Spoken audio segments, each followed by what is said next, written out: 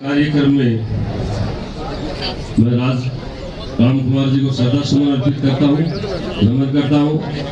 और जहाँ इस तरह के वीर पैदा होते हैं और जनता के लिए खत्म हो जाते हैं। देखो शहीद भी दो तरह के होते हैं, एक देश के लिए और देश ने ये तो ऐसा शहीद है जो आपके आंखों के सामने आपके लिए शहीद हुआ, ये सबसे बड़ी उपलब्धि है जो निस्वार्थ भावना से। तो मैं सभी की ओर से रामकुमार जी को श्रद्धा सुमन अर्पित करता हूँ और धन्य है ऐसे माता पिता जिन्होंने आज को जन्म दिया, और धन्य है हमारे साथी आदरणीय धर्मपाल जी जो हमेशा 51 साल तक जो छोटे थे, खुद भी चेहरा शायद नहीं पहचानते होंगे। 2 साल के थे, ये 2 साल के थे, मेरे पिताजी खत्म हुआ जब मैं 4 साल का था। तो 2 साल के थे, वो चेहरा नहीं पहचानते। और उसके बाद 51 साल तक आपके बीच में और आप लोग इतना सहयोग करते हो, ये तो जानते ही नहीं थे कि आपने किसने राय दी है या परिवार ने या आपकी तरफ से राय हुई है कि आपको उनको शहीद के रूप में 51 वर्ष तक मनाते आ रहे हो। इसलिए आप लोगों का बहुत बहुत हार्दिक स्वागत है, अभिनंदन है। 3 शब्दों में आपका आभार प्रकट करें तो इस तरह का प्यार और स्नेह आप देते हो। तो इस कार्यक्रम में पधारे हमारे प्रदेश लोकप्रिय अध्यक्ष जी आदरणीय सतीश पूनिया जी, जो काफी बार आए हैं, शायद ये भी कम से कम भी 10 बार तो आ ही चुके होंगे, 10 से भी ज्यादा आ चुके होंगे। आदरणीय पूनिया जी, आपके अध्यक्ष आदरणीय माउंडिया जी, पवन जी माउंडिया जी, सुभाष जी पूनिया जी, आपके बराबर में सूरजगढ़ विधानसभा के विधायक हैं लोकप्रिय। और हमारे साथ ही जब मैं विधायक था, जब हमारे मंत्री जी थे तो हेम सिंह जी बढ़ाना है, ये हमारे मंत्री जी थे, इनका हमेशा ही मेरे साथ लाड प्यार रहा है और हम साथ ही विधायक भी थे। इनको जोरदार तालियां होनी चाहिए। आपके बाद बीच में कई बार आ चुके हैं, बाहर से आए। आदरणीय हमारे किसान मोर्चा के अध्यक्ष राम रणवा जी जो शिखर से हैं, हमारे सभी अशोक जी सेनी जी हैं जो हमारे युवा मोर्चा के अध्यक्ष रहे हैं, महावीर जी फोगाट जी हैं, कर्नल साहब हैं, हमारी पार्टी के सभी पदाधिकारीगण हैं, मंडल मोर्चों के अध्यक्ष हैं, सभी मोर्चों के अध्यक्ष हैं, सरपंचगण हैं, पार्टी के सभी सदस्यगण हैं, यहाँ नेतागण भी हैं, सरपंचगण, पूर्व वर्तमान पंचायत समिति सदस्यगण, जिला परिषद सदस्यगण, सम्मानित मंच और हमारे जो गायकार मंडली पधारी है जिसे आप जोरदार तालियों से स्वागत भी कर रहे हैं और आनंद ले रहे हो, इनका भी जोरदार स्वागत, क्योंकि ये बाहर से पधारे आपका मनोरंजन कर रहे हैं, इनका भी एक बार जोरदार स्वागत होना चाहिए। और सबसे आप चाहते जो आप पधारे हैं, अभी आप 20 और 30 हजार के बीच में बता रहे थे, आज 20 हजार से कम नहीं है। आपने एक मेरा वादा पूरा कर दिया, कौन सा आपको याद है क्या, जो पिछली बार बात हुई थी, और पूनिया जी भी साथ ही थे, अध्यक्ष जी यही तो थे ना। अब की बार आओगे जब वो आपको 1-2 वोट और बढ़ा के लाना है, लाए ना आप, हाँ, तो इनसे 2 या 3 गुणी संख्या, मतलब कम से कम 20 हजार से आज ऊपर उपस्थिति आपकी यहाँ है। इसलिए मैं आपको बहुत बहुत धन्यवाद देना चाहता हूँ। सारी बातें आपको बता दी, कांग्रेस ने क्या किया है क्या नहीं किया वो आपसे छुपा नहीं है। मैं पूनिया जी आपको एक सामने बताना चाहता हूँ, जो ही मुझे सांसद की टिकट मिली और यहाँ प्रवेश किया, इन लोगों ने एक ही किया है कि भाई साहब आपको चिंता करने की जरूरत नहीं है, हमें पहले तो बना दिया मुख्यमंत्री और बाद में बना दिया मंत्री। हमने सोचा कि हमारे मुख्यमंत्री बनेंगे और यहाँ से इसलिए इसको जिता दो कि ये मंत्री बनेगा, कांग्रेस की सरकार बनेगी, ये दोनों ही बन गए हम तो आप तो चिंता ही मत करो, सारे एक तरफ वोट डालेंगे। और वो धोखा अब भी आपके साथ चलता ही आ रहा है, भूल गए क्या, याद है सबसे पहले गांव में जब घुसा आप लोग यही कहते थे आपको वोट मांगने की जरूरत ही नहीं है। हमने तो पहले मुख्यमंत्री के वादे पर वोट डाल दिए तो फिर हमने सोचा हमारा मंत्री भी बनेगा, मुख्यमंत्री बनेगा, तो और वो बोले दोनों ही हमारे तो बन गए। ये हमारे कांग्रेस पार्टी ने हमारे साथ धोखा किया, इससे बड़ा धोखा कोई हो नहीं सकता आपके साथ। और फिर और धोखा सभी के साथ, पूरी जनता के साथ किया। 3 वादे किए थे, तीनों से ही मुकर गई, जो किसानों का भी, युवाओं का भी, रोजगार का भी, बिजली का भी। तीनों में क्या हो रहा है आप देख लो, और झूठे वादे देते जा रहे हैं और ये तीनों पूरे कर नहीं रहे। 1-2 तो करते कम से कम। अरे उस प्रधानमंत्री को याद करो जिसने आते ही एक सबसे बड़ा युवाओं का तोहफा दिया था। कोई युवा वर्ग यहाँ से खड़ा होकर बता सकता है? बहुत बड़ा तोहफा वो देश के लिए जो युवाओं को दिया था, कोई बता सकता है? कोई युवा नहीं ध्यान में। आप देखो फार्म भरते थे ना नौकरी के लिए, जब जाते थे भटकते थे, कभी अधिकारियों के पास, कभी किसी नेता के पास, कभी पकड़ के लाते थे कि आप फार्म भरो नौकरी के लिए, तो डॉक्यूमेंट्स अटेस्टेड करवाने के लिए घूमते थे। अब देश के प्रधानमंत्री नरेंद्र मोदी जी बने तो पूरे देश में ये ऐलान कर दिया कि मेरे युवा नेता भाई विद्यार्थी कोई भी जो बेरोजगार है वो सर्विस के लिए फार्म जब भी भरेंगे या कहीं भी अटेस्टेड कोई फार्म भरना, कौन करेगा? खुद ही करेगा। उसके बाद जाते हो क्या? ये सबसे कितना बड़ा युवाओं के साथ था, ये छोटी चीज नहीं है। और उन्होंने युवाओं के साथ यहाँ कितना धोखा किया राजस्थान के साथ, सरकार ने आपसे छुपी नहीं है। किसानों से क्या कितना धोखा किया वो आपसे छुपा हुआ नहीं है कि लोन माफ कर देंगे। किसान मर रहे हैं, जमीन तक नीलाम हो रही है, कोई परवाह नहीं है। और वही मोदी देश के प्रधानमंत्री बने तो आज 6,000 रुपए खातों में किसानों के आते हैं। और वही राज्य सरकार है जिनके खाते में 6,000 रुपए आते थे, उनकी कईयों के बंद हो गए, पोर्टल नहीं खोल रहा। नए किसान भाई कोई अलग हुआ, उसके खेती का बंटवारा हो गया, वो किसान खेती के नाम हो गई, तो भी उसके 6,000 रुपए नहीं आते। क्यों नहीं आते? कि यहाँ तो पोर्टल ही नहीं खोलता। क्योंकि केंद्र सरकार सीधी सुविधा कभी भी राज्य में नहीं दे सकती, सारी सूची यहाँ से भेजी जाती है। जैसे इसका उदाहरण बता सकता हूँ कि केंद्र सरकार की कोई भी सुविधाएं पश्चिम बंगाल में नहीं मिलती। क्यों नहीं मिलती? वहाँ की मुख्यमंत्री जनता को नहीं लेने नहीं देती। तो वो पश्चिम बंगाल की जैसे मुख्यमंत्री है वैसा ही दूसरा मुख्यमंत्री आपके यहाँ राजस्थान में है, जनता को कोई सुविधा नहीं लेने देते। कोरोना जैसी स्थिति में देख लो यहाँ क्या किया। अरे मोदी जी ने फ्री वैक्सीन भेजी, टीके भेजे, उनको भी खड्डे में डालना। सबसे बड़ा जयपुर में हॉस्पिटल, उसमें भी बेईमानियां करना, उसमें भी आपके सामने क्या हुआ। तो आपसे कोई छुपा नहीं है, लेकिन आपसे बातें ज्यादा नहीं बता के सारी बताना चाहता हूँ। अपने अध्यक्ष जी आज वक्ता के रूप में इनकी बातें सारी सुनेंगे, लेकिन वो एक बात फिर मैं याद दिला रहा हूँ इस शहादत के दिन कि जितने वोटों से मैं जीता यहाँ से, उससे कम वोट से धर्मपाल नहीं जीतना चाहिए। ये वादा है कि नहीं है आपसे? यार जब जीत मानूंगा मैं, तो जीत तो मेरी गोद में आ गई थी जब मैं इस दिन आया था। मैंने कहा नहीं था क्या ये मेरे नाम लिखने? आप लोगों ने कहा भाई साहब तारे नाम लिखने अजीत अब आगा ये पक्को जीता को, लेकिन मैं कब मानूंगा इस जीत को? मैं जब मानूंगा जब मैं 50,000 से ऊपर धर्मपाल जी यहाँ जीतेगा, तब मेरी जीत होगी। कि मेरे को कितने वोट दिए और मेरे से लाडला और प्यारा नाम धर्मपाल जी के लिए जितना बोलते हो मेरे लिए उतना नहीं बोलते हो। तो नजदीक का तो आपड़ो ही होगा कि नहीं? तो वो कम से जीतना चाहिए, ज्यादा से जीतना चाहिए, ज्यादा से नहीं। तो ये एक आवाज ध्यान को एक बार पूरे दोनों हाथ खड़ा करके जोर से भारत माता की जय बोलो, भारत माता की।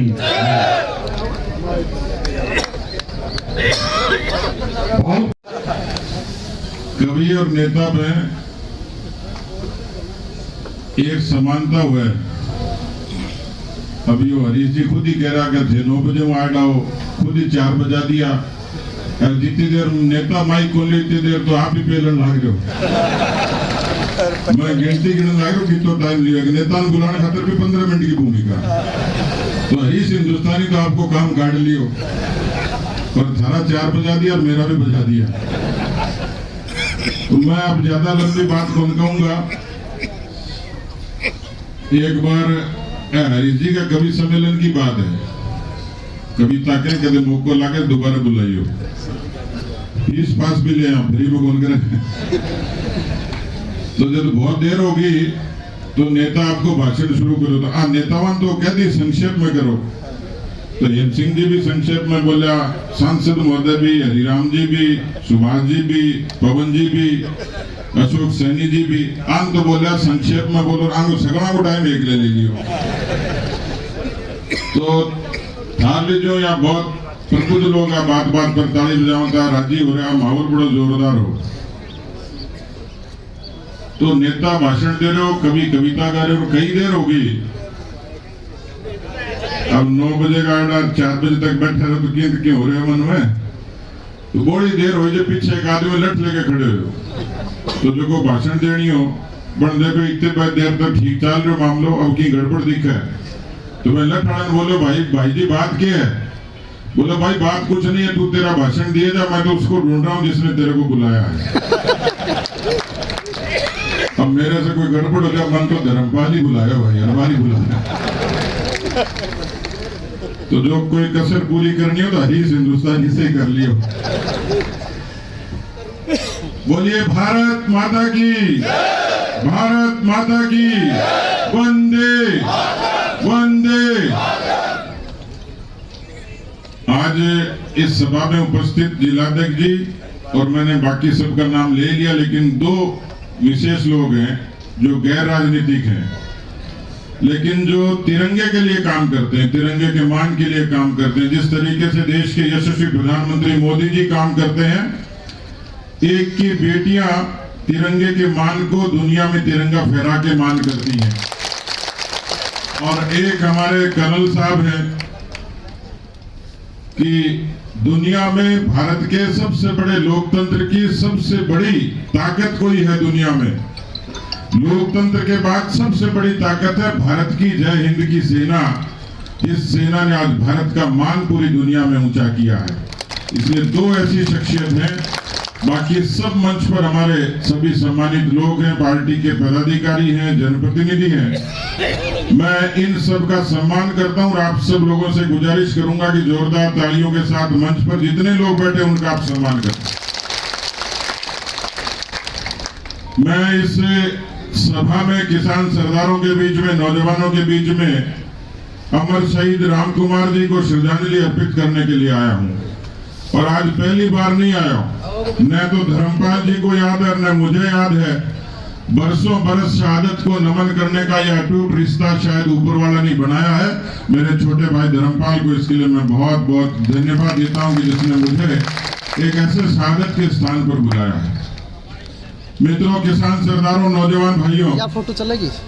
आप लोग इतनी बड़ी ताकत और इतनी बड़ी तादाद में आए, आपके मन में बहुत सारी उत्कंठाएं भी हैं, बहुत सारे प्रश्न हैं, बहुत सारी जिज्ञासा है और मन में बहुत सारा आक्रोश भी रहा होगा।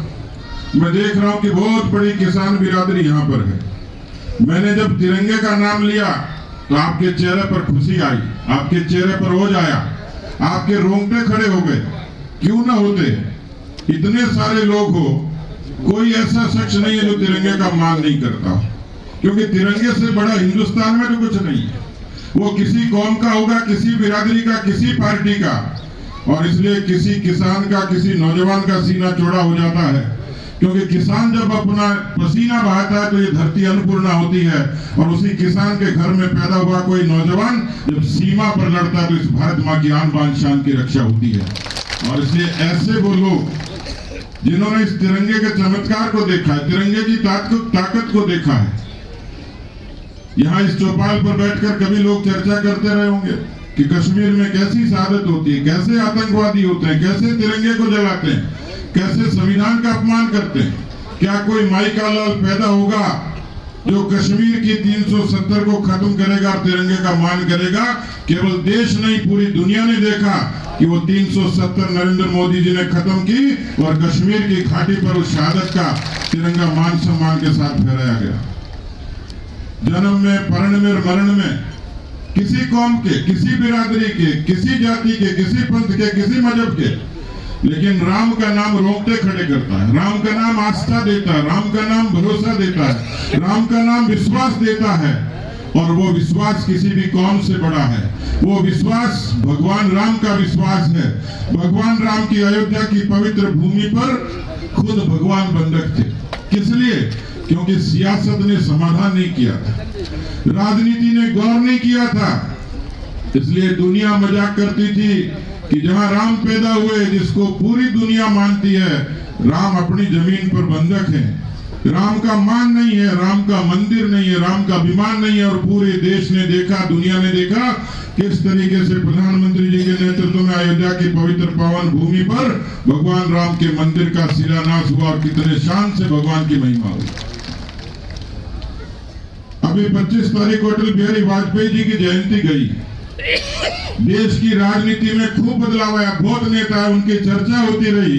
लेकिन यहाँ पूरा किसान समुदाय बैठा है, दिल पर हाथ रखकर कर दे कि देश के करोड़ों किसानों को सबसे पहले किसान क्रेडिट कार्ड की सौगात देकर, केसीसी की सौगात देकर उस किसान के जीवन को बदलने का काम भारतीय जनता पार्टी के अटल बिहारी वाजपेयी जी ने किया। ये जो गांव के सड़कों के बोर्ड लगे, यूं नहीं लगे, किसी और पार्टी ने, किसी और व्यक्ति ने नहीं, जिसका गांव से लगाव था, जिसका किसान से लगाव था। यही कारण है कि 7 लाख किलोमीटर सड़कें राजस्थान में, 70,000 किलोमीटर सड़कें वो देश के प्रधानमंत्री अटल बिहारी वाजपेयी के कलम और वाणी से निकली हुई थी। आज किसान, प्रधानमंत्री किसान सम्मान निधि 6,000 रुपए साल के कोई कल्पना नहीं करता था। किसान के सीधे खाते में पैसे जमा हो जाएं, और बैंक का खाता आज तो साधारण लगता है, लेकिन 2014 से 22 के बीच में 45 करोड़ बैंक के खातों ने भ्रष्टाचार पर भी अंकुश खड़ा किया और गरीब को उसके हक का पैसा उसको खाते में सीधे सीधे दिया। ये जो उज्ज्वला के गैस कनेक्शन, सर पे छत, आवास के जरिए इस देश को बदलने का काम हुआ था। लेकिन मैं आज किसानों की एक ऐसी पंचायत में खड़ा हूं, मैं यदि पूछूं कि 2018 में ऐसे भी लोग थे जिन्होंने ये कहा था कि 10 तक गिनती गिनेंगे, कहा था कि नहीं कहा था? 10 तक गिनती गिनेंगे और किसानों का पूरा कर्जा माफ हो जाएगा। एक बार तो मेरे को भी लगा कि ये चमत्कार तो देव भगवान और तेजाजी महाराज और मीन भगवान भी नहीं कर सकते थे, चामुंडा माता भी नहीं करती। 10 तक गिनती गिनूंगा, राजस्थान के सारे किसानों का कर्जा माफ हो जाएगा। आप यहाँ राम कुमार जी की शहादत पर आए, दिल पर हाथ रख कर कहिए, किसी एक भी किसान का पूरा कर्जा माफ हो गया हो तो मेरे को हाथ खड़े करके बताइए। नहीं हुआ? जो हाथ नहीं हिला रहे इसका मतलब उनका हो गया।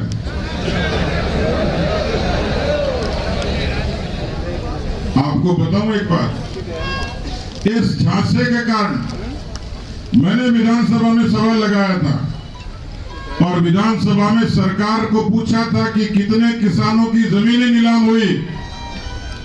इसी सरकार का, अशोक गहलोत सरकार का, कांग्रेस पार्टी की सरकार का जवाब था 18,000 किसानों की जमीनें नीलाम हो गई। मैंने एक सवाल पूछा कि कितने किसानों ने कर्जे से आत्महत्या की, उन्होंने आंकड़ा बताया लगभग 300 किसानों ने राजस्थान में कर्जे के कारण आत्महत्या कर ली। आपके घर में पढ़ाई भी करते होंगे लोग, बच्चे करते हैं कि नहीं करते? नौकरी की उम्मीद भी रखते होंगे, नौकरी मिल गई सबको। आपको बताऊं, 70 लाख बच्चों ने परीक्षा दी, आपके घर के बच्चे ने भी दी होगी। 70 लाख बच्चों ने, और नौकरी कितनों को दी है? 1 लाख से नीचे का आंकड़ा वो बताते हैं। ये तो मुझे भी पता है, झूठों का सरदार है, लेकिन आंकड़ा 1 लाख नीचे का मैं सही भी मान लूं तो बच्चे कितने? 69 लाख। और 69 लाख के दिल पर और आपके दिल पर क्या गुजरती होगी राम कुमार पुरा की शहीद की इस सभा में? मेरे को ये बताइए कि जब आप पेट काट कर उसको भेजते हैं कोचिंग करने के लिए, जब तक घर में नहीं आता तब तक उसकी माँ इंतजार करती है, डरती है कुछ हो नहीं जाए। आप परिश्रम करते हो, उधार लेते हो, खेत गिरवी रखते हो, कुछ भी करते होंगे, लेकिन शहर में इस उम्मीद के साथ भेजते हो कि इस बच्चे को रोजगार मिलेगा। उस दिन आपके दिल पर क्या गुजरी होगी जब परीक्षा देने गया होगा और आपको पता लगा कि उस बच्चे का पेपर लीक हो गया? अच्छा लगा आपको? क्या ये पाप नहीं है? हनुमानगढ़ के नोहर में एक बच्चे ने इसलिए आत्महत्या कर ली कि जब पर्चा लीक हुआ तो उसने कहा मैंने इतनी मेहनत की थी, मैं अपने माँ बाप को क्या मुंह दिखाऊंगा, इसलिए अपनी जिंदगी से खेल गया।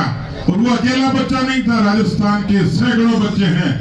उन सैकड़ों बच्चों की आत्महत्या नहीं, वो हत्या है, और उस हत्या की जिम्मेवार कोई है तो अशोक गहलोत की कांग्रेस पार्टी की सरकार है। राम कुमार पुरा के किसान भाइयों, जमीर हो तो इस आत्महत्या का, हत्या का बदला जरूर लेना। राजस्थान में 8,31,000 मुकदमे दर्ज हुए हैं। दुनिया की पहली सरकार है जिसमें इतने मुकदमे दर्ज हुए। 8,31,000 कितने? 8,31,000। दुनिया की किसी हुकूमत में इतने मुकदमे दर्ज नहीं हुए। 17 बलात्कार होते हैं, 7 मर्डर रोज होते हैं, हत्याएं होती है 7। क्या ऐसे लोगों को आप बर्दाश्त करोगे? मुझे किसान के घर में पैदा हुआ हूं मैं आपकी पीड़ा जानता हूं। मुझे और धर्मपाल को ताकत देनी है तो ऐसे लोगों को बेनकाब करना पड़ेगा। आपको अपने पसीने से लड़ना पड़ेगा। हम ये मेहनत कर रहे हैं, ये परिश्रम कर रहे हैं।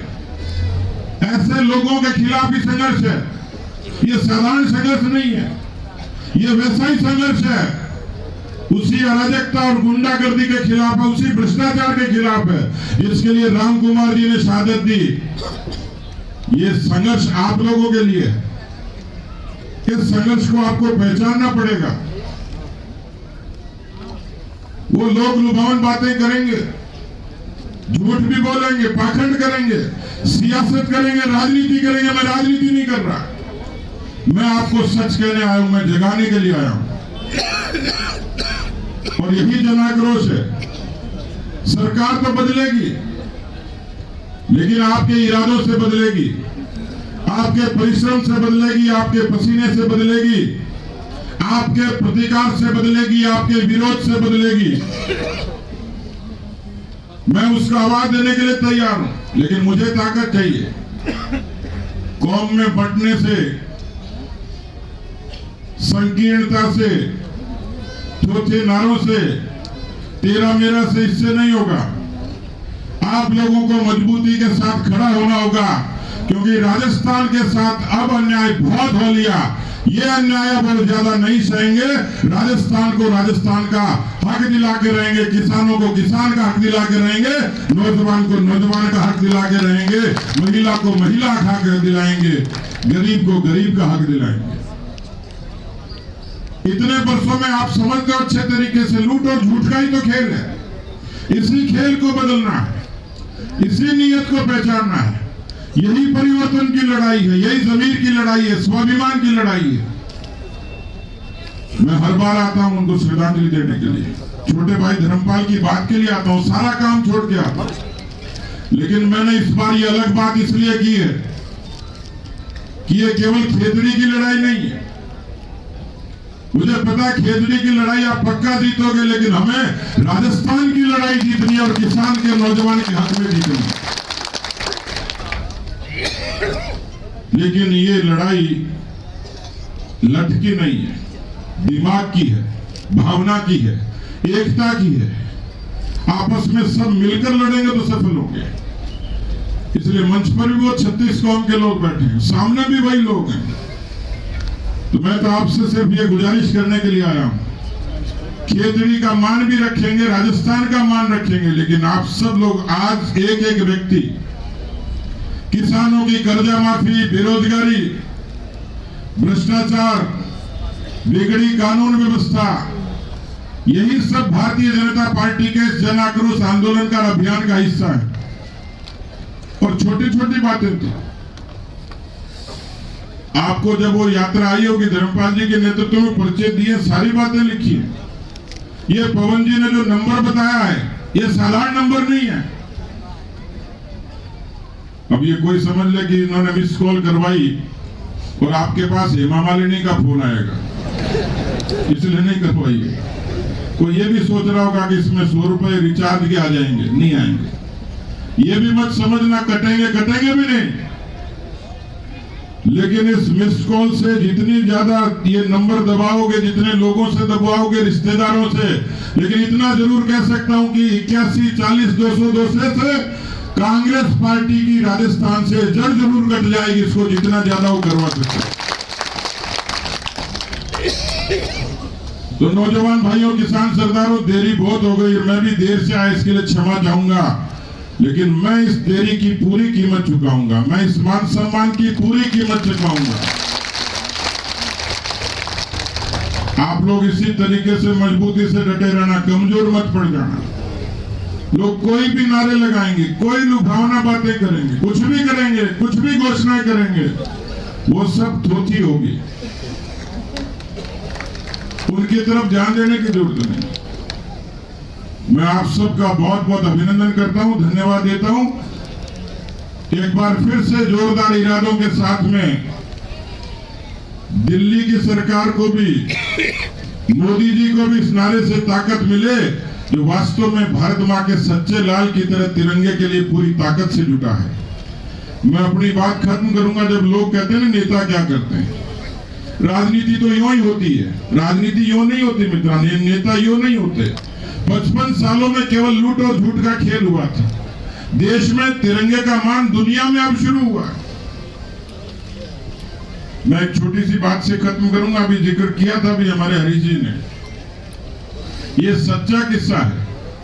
रूस और यूक्रेन की लड़ाई में हिंदुस्तान के लोग जब फंस गए तो उन्होंने सोचा निकले कैसे।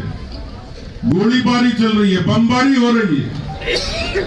मेरे क्षेत्र के कई मेडिकल के विद्यार्थी भी फंसे हुए थे। जब वो आए तो मैंने पूछा तुम सुरक्षित कैसे आए। उन्होंने कहा देश के प्रधानमंत्री ने हवाई जहाज भेज दिए, मंत्री भेज दिए, लेकिन उस यूक्रेन के देश से पड़ोसी देश तक तो हमें खुद को ही अपनी जोखिम से आना था।